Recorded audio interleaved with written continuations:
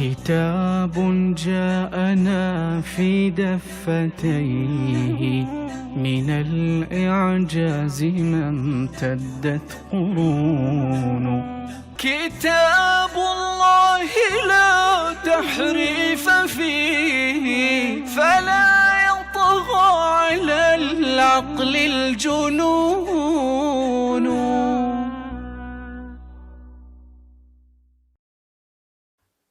السلام عليكم. هل الإمامة ضرورة من ضروريات الدين؟ وإذا لم يوجد إمام في الأرض تسيخ الأرض بأهلها؟ أثبت الواقع العملي كذب هذه المقولة، فإننا نعيش أكثر من 1200 عام بدون إمام، ولا نحتاج إلى إمام، وقد نعيش إلى نهاية عمرنا، إلى نهاية الدنيا بدون إمام، ولن يتغير شيء، فقد مات أجدادك أيها الشيعي وهم يقولون اللهم عجل لوليك الحجة، ولم يخرج وماتوا على هذا. فيمكن أن نعيش إلى آخر الدنيا بدون إمام ولن يتغير شيء. إلى عقلاء الشيعة.